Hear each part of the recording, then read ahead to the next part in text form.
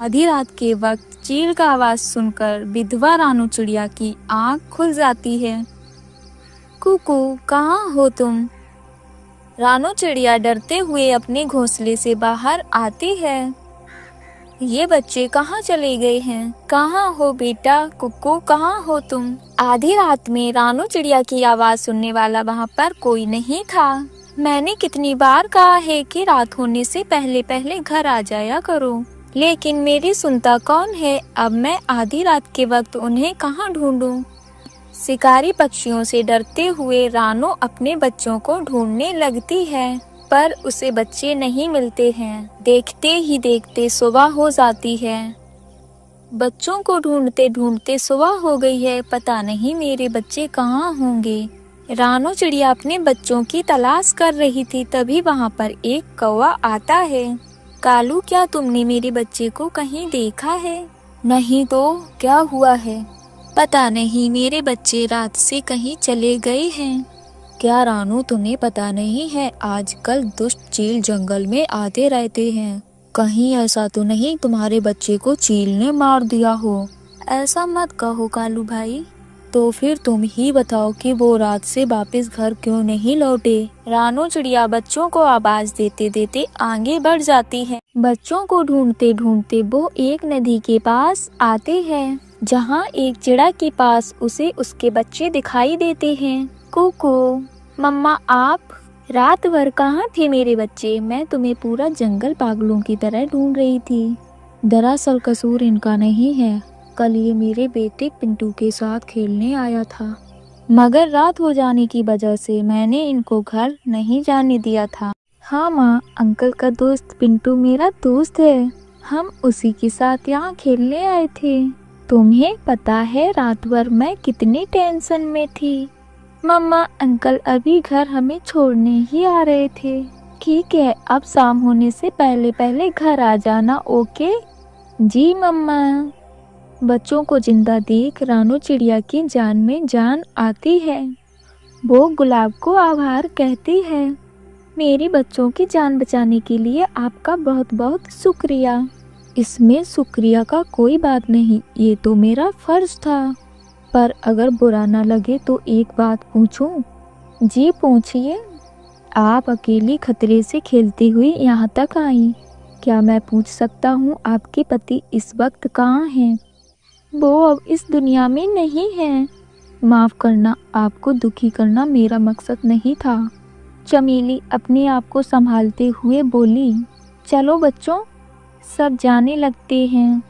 तब गुलाब चिड़ा कहता है, एक बात कहें, अगर बच्चे चाहें तो इन्हें रोज यहाँ खेलने आने दिया करना। यहाँ मैं अपने बेटे जैसा ही इनका ख्याल रखूँगा।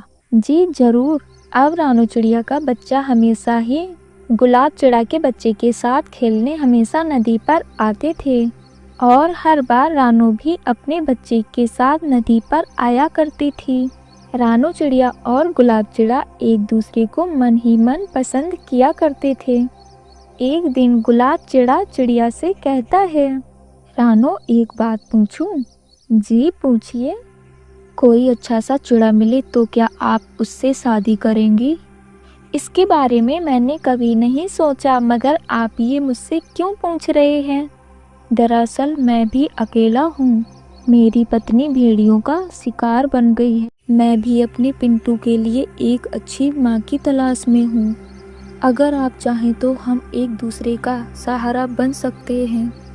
जब से कुक्कू के पिताजी छोड़कर गए हैं, तब से मैं भी सोचती हूँ कि मेरे बच्चे को पिता का प्यार मिले, पर अब कोई ऐसा मिलता ही नहीं जो मेरे बच्चों का पिता बन सके।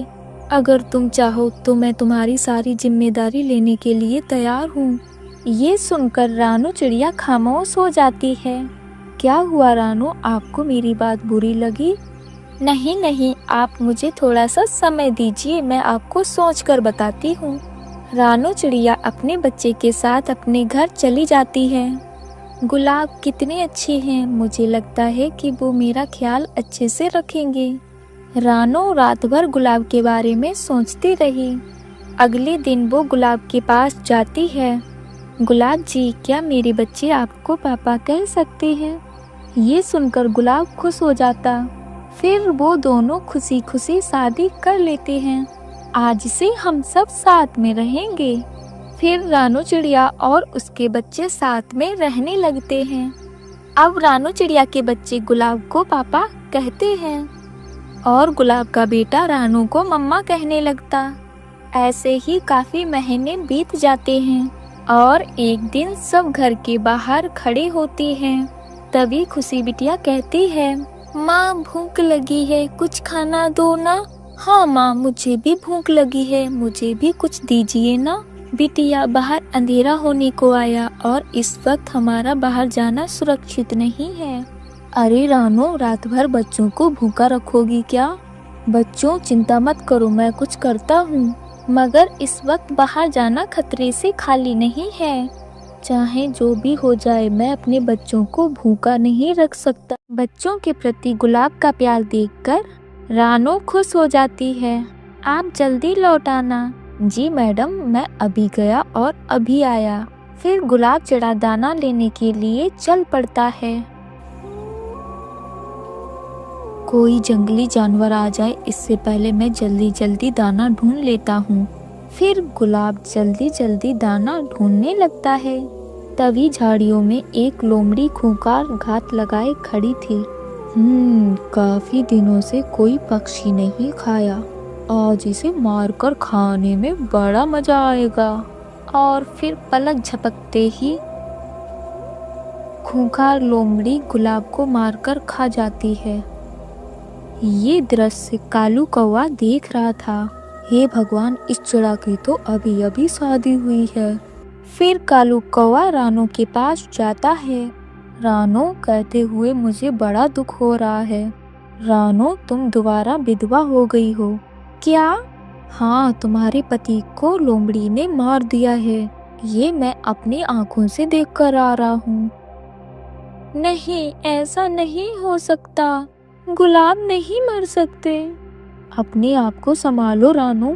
अब मैं जीकर क्या करूँगी? नहीं जीना मुझे। तुम्हें अपने बच्चों के लिए जीना होगा। पहले तुम्हारे 2 बच्चे थे, अब 3 बच्चे हो गए। अब 3 बच्चों के लिए तुम्हें जीना होगा रानू। पिता की मौत की खबर सुनकर तीनों बच्चे और रानू खूब रोने लग जाती है। यूं ही कुछ दिन बीत जाते हैं।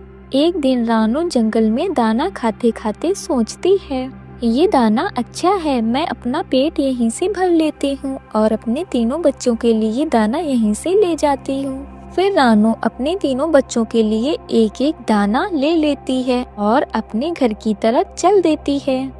रानू अपने तीनों बच्चों के लिए दाना लेकर जा रही होती, तभी रास्ते में एक दाना नीचे गिर जाता है, जिसका रानू को पता ही नहीं चलता। घर जाते ही रानू अपने तीनों बच्चों को दाना देने लगती है। ये लो खुशी तुम्हारे लिए और ये लो कुक्कू तुम्हारे लिए। अपने दोनों बच्चों को दाना देकर रानू को पता चला एक दाना तो रास्ते में ही गिर गया है। अरे, तीसरा दाना कहाँ गिर गया है?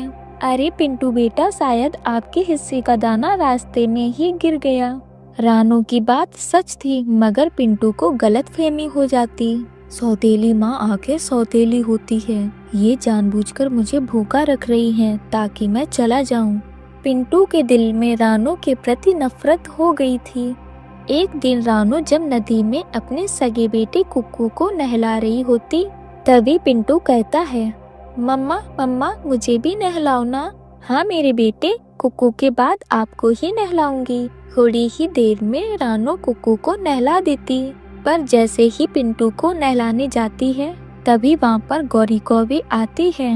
रानू बहन, जल्दी चलो, तुम्हारे भाई की तबीयत खराब है। रानू अपने सौतेले बेटे को पिंटू को नहलाने जा रही होती है, तभी अपने भाई की तबीयत खराब होने की खबर सुनकर कहती है, बेटा मुझे जाना होगा।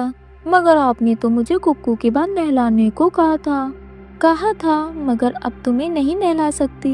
मुझे इसी वक्त भाई के पास जाना होगा। रानू गौरी कौवी के साथ अपने भाई के पास चली जाती है। ये देख पिंटू को रानू के प्रति और नफरत हो जाती है। सौतेली माँ आखिर सौतेली माँ होती है, वो अपने बच्चों को ज्यादा प्यार देती है और मुझसे सौतेला व्यवहार करती है। गलतफहमी की वजह से पिंटू के दिल और दिमाग में रानू के प्रति और ही नफरत हो जाती है। अगर मुझे माँ का प्यार पाना होगा तो इनके असली बच्चों को मारना होगा। पिंटू खुशी और कुक्कू को मारने का प्लान बनाता है।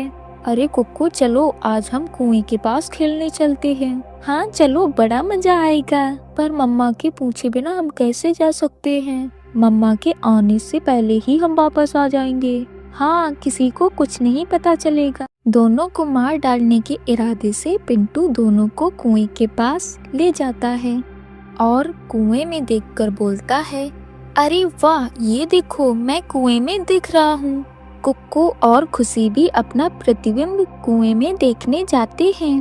अरे वाह, देखो हम सब कुएं में देख रहे हैं। दोनों बच्चे कुएं में देख रहे होते हैं, तभी पिंटू धोखे से दोनों को धक्का दे देता है। खुशी और कुक्कू दोनों ही कुएं में डूबकर मर जाते हैं। अब सौतेली माँ सिर्फ मुझे ही प्यार करेगी, हा हा हा। फिर पिंटू अपने घर की ओर जाने लगता है। रास्ते में उसे रानू चिड़िया मिल जाती है। पिंटू, तुम यहाँ क्यों आए हो और घर पर कौन है? सातिर पिंटू ड्रामा करने लगता है। मम्मा मम्मा, कुक्कू भाई हमें जबरदस्ती खेलने के लिए काली पहाड़ी की तरफ ले गए थे और वहाँ क्या? वहाँ एक शेर ने दोनों को मार दिया। नहीं, ऐसा नहीं हो सकता। पिंटू की बात सुनकर रानू के सर पर आसमान गिर पड़ता है। माँ, मैं हूँ ना, आप चिंता मत करो। हाँ बेटे, मुझे तुम पर पूरा विश्वास है। तुम मेरे बुढ़ापे की लाठी बनोगे। सौतेली माँ, अब तो मुझे सगे बच्चों जैसा प्यार देगी। दोनों रोते हुए अपने घर की ओर जा रहे होते, तभी रास्ते में अचानक एक खूंखार लोमड़ी आ जाती। सामने खूंखार लोमड़ी को देखकर रानू अपने बेटे से कहती है, बेटा, मैं अपने पीछे से लगाती हूँ, तुम अपनी जान बचाकर भाग जाओ यहाँ से। ये सुनकर शेर कहता है, देख रानू, मुझे ज्यादा भूख नहीं है। मैं तुम दोनों में से किसी एक को ही मार कर खाना चाहता हूँ। अगर तुम दोनों यहाँ से भागे, अगर मुझे पीछा करना पड़ा तो मजबूरन मुझे दोनों को मारना पड़ेगा। ठीक है लोमड़ी, तुम मेरे बेटे को यहाँ से जाने दो। मैं अपनी जान देने के लिए तैयार हूँ। ये सुनकर पिंटू दंग रह जाता है। चल बेटा, चला जा यहाँ से। माँ, आप मुझे बचाने के लिए अपनी जान खतरे में क्यों डाल रही हो? इसी को माँ कहते हैं बेटा। अब जल्दी से अपनी जान बचा ले बेटा, जा। सौतेली माँ उसकी जान बचा रही है। ये देखकर पिंटू को पछतावा होता है। माँ, मैं नहीं, आप अपनी जान बचाओ। माँ, नहीं बेटे, मैं कहती हूँ ना, जाओ यहाँ से। चलो जाओ। नहीं माँ, अगर जान बचेगी तो सिर्फ मेरी माँ की, क्योंकि मैं तुम्हारा गुनहगार हूँ। माँ, ऐसा क्यों बोल रहे हो बेटे? माँ, आपके सगे बच्चों को मैं अभी कुएं में धकेल कर आ रहा हूँ। मुझे मर जाने दे माँ, मैं पापी हूँ। माँ, आखिर तुमने ऐसा क्यों किया बेटे? कुछ गलतफहमी हो गई थी माँ, मुझे लगा कि तुम मुझसे प्यार नहीं करती हो और तुम्हारा प्यार पाने के लिए मैंने तुम्हारे सगे बच्चों को मार डाला। माँ, ये सुनकर रानू के आंखों में आंसू आ जाते हैं। बेटे, तूने ऐसा क्यों किया? फिर भी मैं तुझे मरने नहीं दूंगी। अगर मेरे जिंदा रहते हुए तू मर गया तो दुनिया की सारी माएं बदनाम हो जाएंगी। सौतेली माँ का प्यार देखकर पिंटू बहुत ही पछताता है।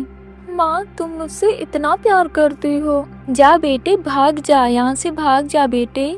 लोमड़ी कब से दोनों की बातें सुन रहा था। फिर वो कहता है, तू वही चिड़िया है ना जिसकी कुछ दिन पहले ही शादी हुई थी?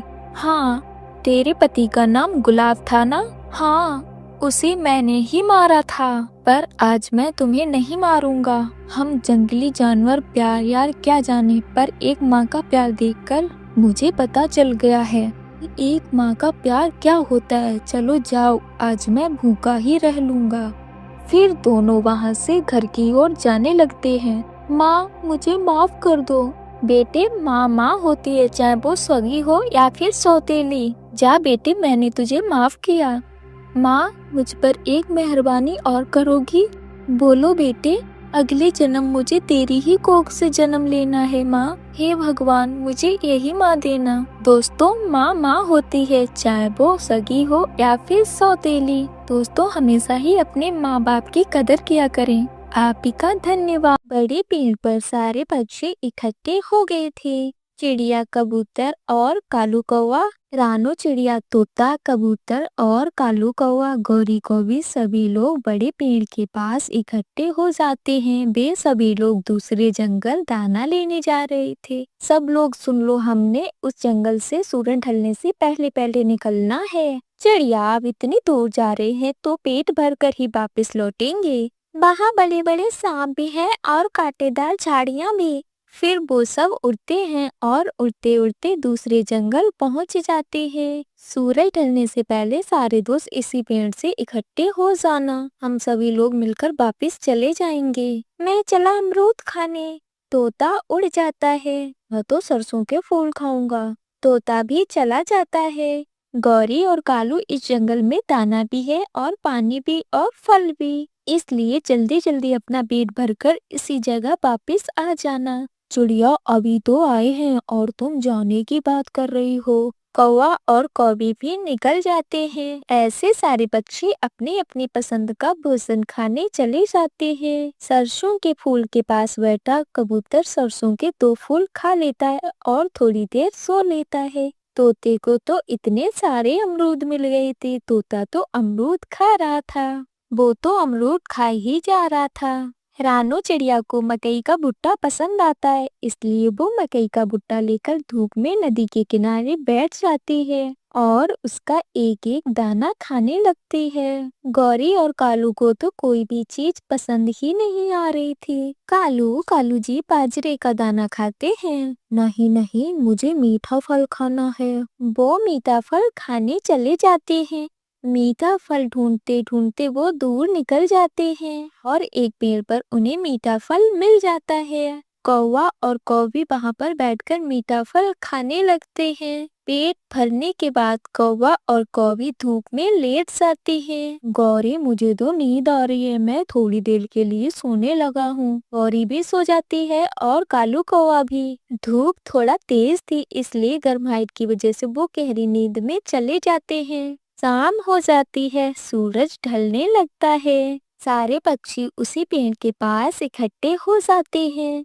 वो कौवे तो अभी तक नहीं आए। मुझे मालूम था वो हमेशा की तरह फिर से मुझे तंग करेंगे। अब तो जल्दी ही रात हो जाएगी, सफर भी लंबा है। अब क्या करना होगा? शायद वो वापिस चले गए होंगे, हमें वापिस जाना चाहिए। रात होने से पहले हमें सब वापिस पहुंचना है। और वो सभी लोग वापिस जाने का फैसला करते हैं और वो लोग उड़ते हैं। वो सभी लोग एक साथ थे, इसलिए उन्हें कोई भी डर ना था। वो सभी लोग सुरक्षित अपने जंगल पहुंच जाते हैं। जब सूरज ढल जाता है तो कौवा और कौवी को ठंड महसूस होती है और वो दोनों उठकर बैठ जाते हैं। गौरी, रात कब हुई, हमें तो कुछ पता ही नहीं चला।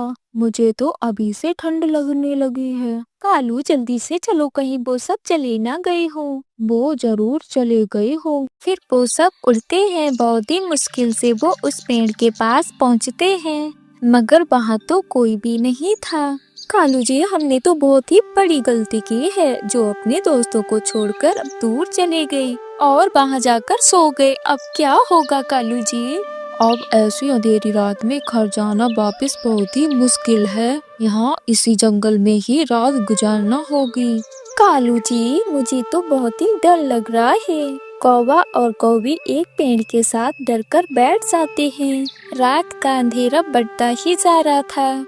भूख का पेट भरने वाला है। किसी पक्षी के गरम गरम खून की महसूस हो रही है। गौरी का ध्यान अचानक झाड़ियों में जाता है तो एक लोमड़ी उन्हें देख रही थी। लोमड़ी, लोमड़ी, कालू जी, लोमड़ी, भागो कालू जी। कौवा और कौवी वहाँ से भाग जाते हैं। हाँ ताया, शिकार निकल गया।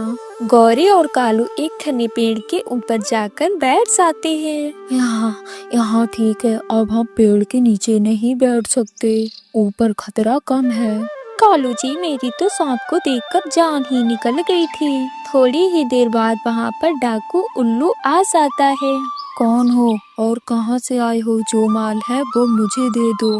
डटे डाकू जी, हमारे पास तो कुछ भी नहीं है। हम विदेशी पक्षी हैं, यहाँ दाना खाने आए थे।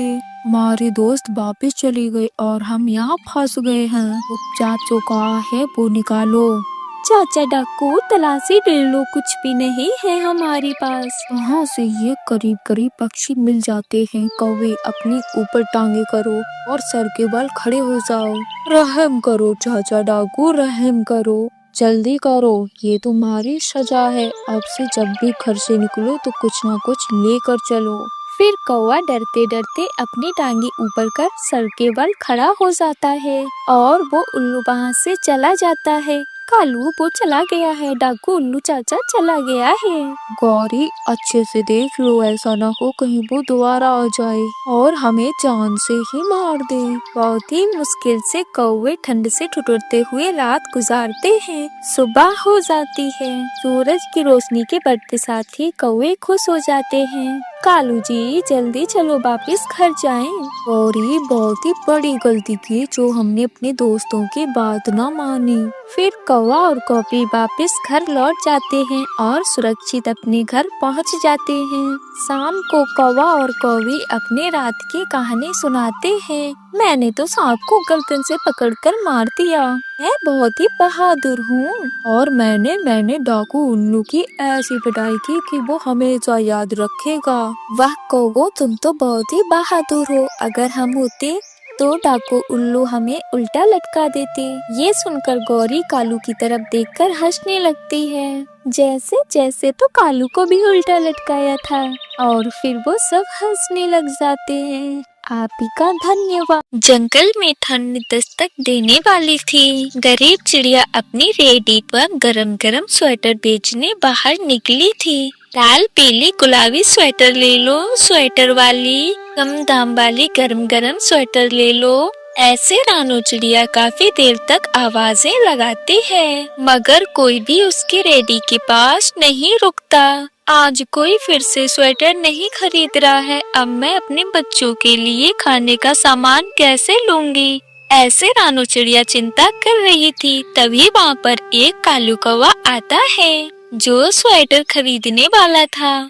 छोटी चिड़िया, ये लाल रंग का स्वेटर कितने का दिया है? कालू भैया, ये लाल रंग का स्वेटर बहुत ही अच्छा है, चाहे कितनी भी ठंड पड़े मगर ठंड नहीं लगेगी। चिड़िया, ये तो बताओ ये कितने का है, तभी तो खरीदूंगा। कौवे भैया, ये 50 रुपए का है मगर आप मेरे पहले ग्राहक हो इसलिए आप 40 रुपए दे देना। नहीं नहीं चिड़िया, तुम्हारे सारे स्वेटर पुराने और भद्दे हैं, मुझे नहीं खरीदने। ऐसे बोलकर कालू कौवा वहाँ से चला जाता है। रानू चिड़िया तो दुखी हो गई थी। अब इससे सस्ता भी क्या दूं? ये कौवा तो 40 रुपए में भी नहीं खरीद कर ले गया। ऐसे शाम हो जाती है। मम्मा चिड़िया अपनी रेडी लेकर घर आ जाती है। मम्मा मम्मा, क्या आज भी एक भी स्वेटर नहीं बिका? हाँ गुड़िया बेटी, आज भी हमारे एक भी स्वेटर नहीं बिका। पता नहीं हमारे ग्राहकों को हमारे स्वेटर क्यों नहीं पसंद। मम्मा, आपके ये पुरानी स्वेटर कोई क्यों खरीदेगा? मुझे तो एक भी स्वेटर अच्छा नहीं लगता। आप तो बेवजह समय बर्बाद करने जाती हो। अपनी बेटी की ये बात सुनकर मम्मा चिड़िया शर्मिंदगी महसूस करती है। अगली सुबह रानू चिड़िया नदी किनारे बैठी हुई थी। तब गौरी को भी उसके पास आती है। चिड़िया, तुम्हारी नजर में कोई काम वाली हो तो बताना, मुझे अपने घर के लिए एक नौकरानी की सख्त जरूरत है। नहीं गौरी बहन, मेरी नजर में तो कोई भी काम वाली नहीं है, आप किसी और से पता करें। फिर भी कोई हो तो बताना, मैं उसे अच्छी तनख्वाह देंगी। तनख्वाह का सुनकर रानू चिड़िया गौरी से पूछती है, गौरी कितनी तनख्वाह दोगी? 4 से 5 हजार और बीच बीच में भी पैसे दूंगी। गौरी, क्या मैं तुम्हारे घर का काम कर सकती हूँ? अगर तुम्हें कोई आपत्ति नहीं तो मुझे क्या होगा, मुझे तो बस अपने काम से मतलब है, तुम करो या फिर कोई और। ठीक है, तो मैं आज से ही काम पर आ जाऊंगी। ऐसे बात पक्की कर रानू चिड़िया अपने घर जाती है। मम्मा, क्या हुआ, आज आप इतनी खुश क्यों हो? मेरे प्यारे बच्चों, मुझे काम मिल गया है। अब मेरी रोजी रोजी की चिंता खत्म हो गई। तुम्हारी पड़ोसन गौरी आंटी है ना, अब मैं उनके घर पे ही काम करूंगी। उनका घर भी दूर नहीं है। ये तो बहुत ही अच्छा हुआ, मम्मा को अपने स्वेटर बेचने से छुटकारा मिल गया। मुझे तो स्वेटर बेचने का काम बहुत ही बुरा लगता था। नहीं मम्मा, कुक्कू तो अभी ना समझे, आप स्वेटर बेचने का काम ना छोड़े।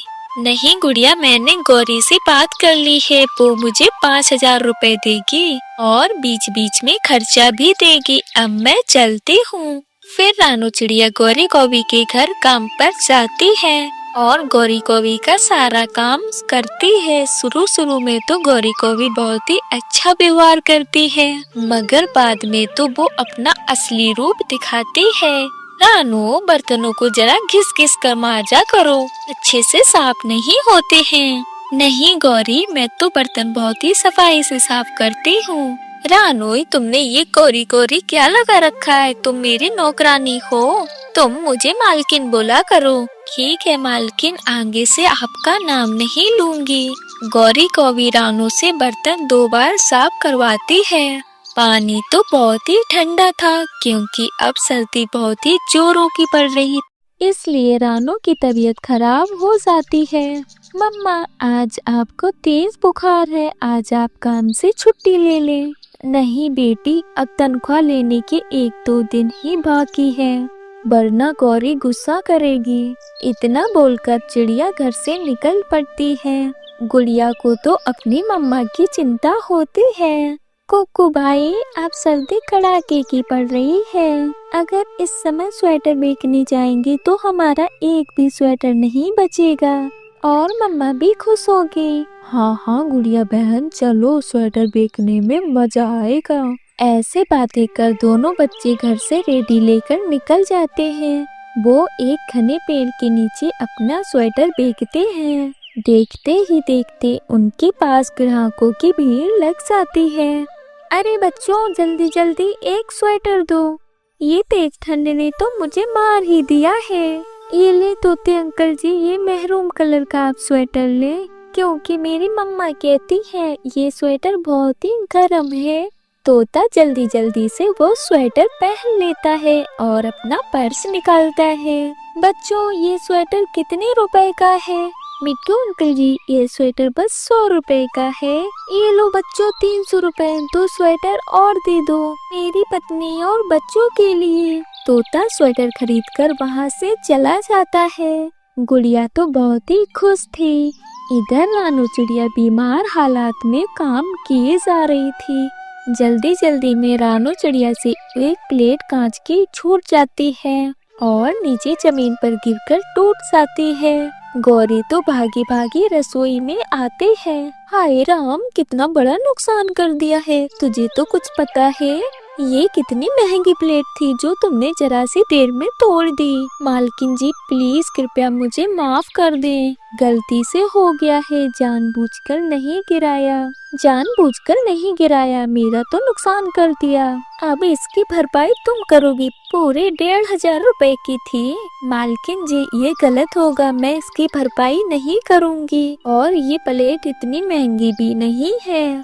अब तू बताएगी मुझे क्या सही क्या गलत। चल बाहर निकल मेरे घर से, तेरी जैसी नौकरानियों की कोई कमी नहीं। चल भाग यहाँ से और दोबारा कभी अपनी शकल न दिखाना। नहीं नहीं मालकिन जी, कृपया मुझे घर से ना भगाओ, मेरे पैसे तो दे दो, मैं कहाँ जाऊँगी। ऐसे रानू तो रो ही जा रही थी, मगर गौरी को उस पर तनक भी दया नहीं आती है और उसे धक्के मारकर घर से निकाल देती है। और दूसरी तरफ स्वेटर की रेडी पर पक्षियों की भीड़ लगी हुई थी। रानू रोते रोते वहाँ पर चली जाती है। अरे गुड़िया कुक्कू, तुम इतनी ठंड में यहाँ क्या कर रही हो और ये भीड़ कैसे लगी है? मम्मा, मैंने सारे स्वेटर बेच दिए हैं और इन लोगों के लिए स्वेटर बचे ही नहीं, तो भीड़ लगी है। मम्मा, ये देखो, मैंने पूरे 5,000 रुपए कमाए। मम्मा, आप खुश हो ना? मम्मा चिड़िया की खुशियों का तो कोई ठिकाना नहीं था, वो बहुत ही खुश होती है। मेरे प्यारे बच्चों, मैं बहुत ही खुश हूँ, अब से मैं तुम्हारे साथ ही स्वेटर बेचूंगी, मुझे नहीं करना गौरी के घर झाड़ू पोछा। ऐसे वो तीनों माँ बेटा खुशी खुशी से घर चले आते हैं। मम्मा चिड़िया तो फिर से उस दिन से स्वेटर बेचने का काम शुरू करती है और अच्छे खासे पैसे कमाने लगती है। तो प्यारी दोस्तों, हमारी ठंडी की कहानी को लाइक और चैनल को सब्सक्राइब करें।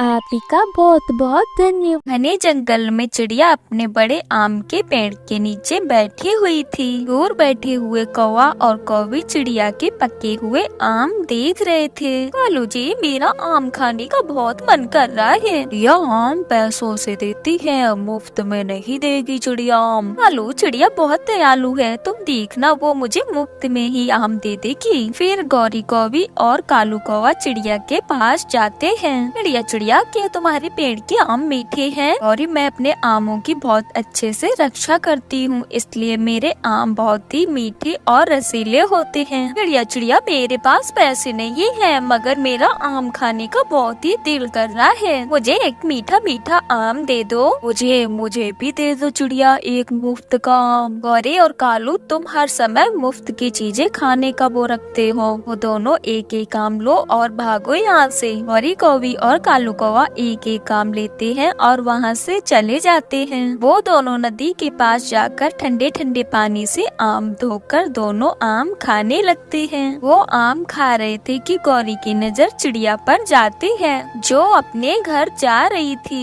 कालू, चिड़िया घर गई है, एक आम जग्गू के लिए भी चुरा लेते हैं। मौका अच्छा है, जल्दी चलो गौरी। वो दोनों अपना अपना आम खाकर फिर से चिड़िया के आमों से एक आम चुराने चले जाते हैं। वो इधर उधर देखकर एक आम तोड़कर नीचे फेंक देती है। गौरी, चिड़िया नहीं है, कुछ आम और चुरा लो। फिर वो दोनों चिड़िया के पेड़ से टोकरी भरकर आम चुराकर भाग जाते हैं। मम्मा, मेरी मम्मा आम लाई है। जग्गू, पता है ये आम मैं और तेरे पिताजी चिड़िया के आमों से चुरा कर लाए हैं। मेरा बेटा मेरी तरह ही एक दिन बड़ा चोर बनेगा। हाँ, मैं अपने मम्मा पापा का नाम जरूर रोशन करूँगा और बड़ा चोर बनूंगा कि अपने पिताजी से भी बड़ा चोर। फिर वो सब आम खाने लगते हैं। गुड़िया बेटी, कल मैं आपको मैंगो शेक बना कर दूंगी। हाँ मम्मा, कल मैं अपनी दोस्त को भी मैंगो शेक पिलाऊंगी। हाँ, जरूर, सबको मिलेगा मैंगो शेक। अब दूसरे दिन चिड़िया अपने मैंगो पेड़ के पास जाती है। वो पेड़ पर पके हुए आम कम थे। ये कौन मेरे पेड़ से आम चुरा कर ले गया? कोई तो है जो मेरे आम चुराता है। उड़ती हुई चील उस दिशा में आती है। तोती चिड़िया का आमों का पेड़ कहाँ है? मुझे चिड़िया से कुछ आम लेने हैं। वो सामने घने पेड़ों के पास है चिड़िया का। बहुत ही मीठे आम है चिड़िया के पेड़ के। बड़ी चील चिड़िया के पास जाती है। चिड़िया, मैं आपके आम लेने आई हूँ। सुना है आपके आम बहुत ही मीठे और रसीले हैं। चील दी, अच्छा ही हुआ जो आप आ गए। आप ये पूरा ही पेड़ रख लें। मैं अब अपनी बेटी को लेकर उसके नानों के पास जा रही हूँ। फिर चील चिड़िया को पूरे ही पेड़ के पैसे दे देती और चिड़िया पैसे लेकर वहाँ से चली जाती है। कोई भी पक्षी इस पेड़ से आम चुरा भी सकता है। मैं छुप कर यहाँ से शाम तक देखूंगी अपने पेड़ को। नदी पर बैठे हुए कौवा और कौवी जब चिड़िया को घर जाते हुए देखते हैं तो खुशी से उछलने लगते हैं। बो गई, छोटी चिड़िया बो गई। चिड़िया चली गई, छोटी चिड़िया चली गई। कालू जी, चलो मौका अच्छा है। कौवा और कौवे भागते हैं, जाकर पेड़ से आम नीचे तोड़ कर गिराने लगते हैं। रुको चोर कौवो, ये आम का पेड़ मैंने चिड़िया से खरीद लिया है। रुको जरा। गौरी और कालू चील को देखकर कांपने लगते हैं। चील दी, ये आम का पेड़ तो चिड़िया का है। बोलनी कहीं कि अभी बताती हूँ मैं तुझे। फिर चील गौरी को पकड़ लेती है। कालू मगर वहाँ से भाग जाता है। कालू जी, पति जी, मुझे बचाओ। कालू जी। चील गौरी की खूब पिटाई करती है और मार कर उसे बंदरिया बना देती है। ऐसे कौवों को चोरी की सजा मिलती है। आपका धन्यवाद। गुड़िया की मम्मा गुड़िया के लिए नई गुड़िया लेकर आई थी। मम्मा बहुत बहुत शुक्रिया, मुझे ये गुड़िया बहुत ही पसंद है। अब हर वक्त गुड़िया से ही नहीं खेलती रहना, अपना काम भी करना। मम्मा, मैंने अपना सारा